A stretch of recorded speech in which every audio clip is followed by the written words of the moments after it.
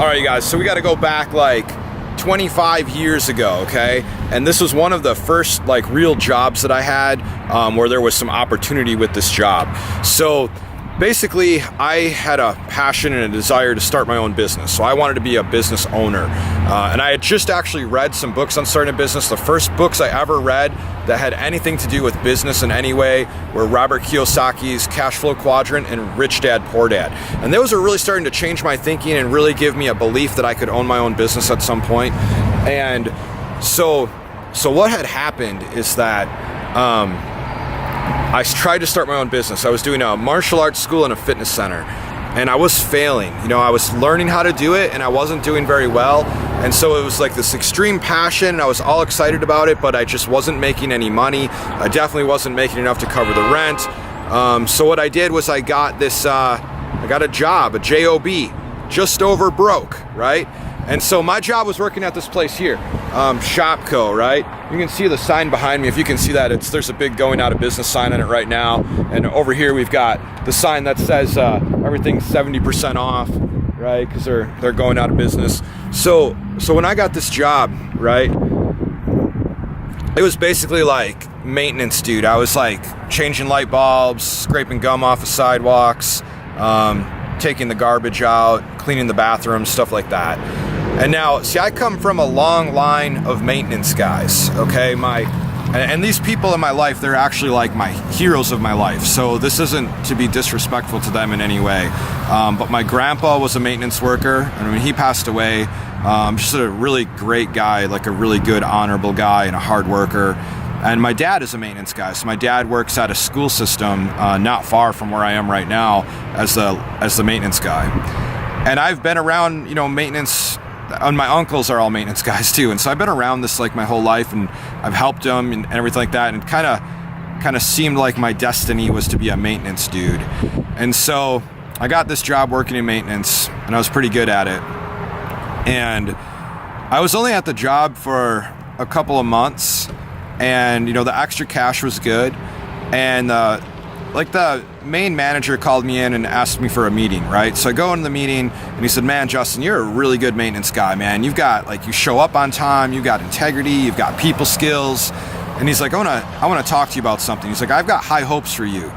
What I want to do is I want to make you the lead maintenance guy over not just this store, but a couple of our other stores, kind of a district manager of the maintenance crew. And with that comes a 401k, it comes benefits, and of course a pay raise and salary. So I'd be getting salary. Now I'm a young kid right now, and so what they're offering me is like life-changing, like super amazing, right? And so, man, I went home that night, and the problem was that I couldn't sleep. Like, all I could think about is, if I take this deal, I'm going to be a maintenance guy for the rest of my life, you know? And no offense to those hard workers out there that have those kind of jobs, because it's a hard job. But I just had a desire to do something different, and I wanted to be somebody different. And so the next day I went into Shopco, and I sat down with the manager, and I said, "Man, I'm actually going to give you my 2 weeks notice." And I quit. That was the last time I ever had a real job. And so that was about 25 years ago. And it was scary, and everybody said I was crazy. And how are you going to pass up the 401k? And every single person I worked with at Shopco, they said they were going to be millionaires within like 5 years off of their matching 401k. And everybody said that this job here, the job, just over broke, this was going to be, you know, a job where I'll have stability, where my own business isn't stability. And a lot of people thought I was crazy for it. But 25 years later, this place is going out of business. All those people with their matching 401ks or whatever, they lost all that. All these guys that I worked with back 25 years ago, many of them were still here, and now they're out of work. And the crazy thing about this is, when I think of like integrity and a business having integrity, you know, just moving to the sign here that says 70% off. Okay, so 70% off.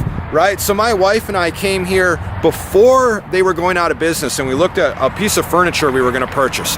The piece of furniture was $500. And then when we saw that they were going out of business, we're like, wow, let's go get 70% off on that piece of furniture.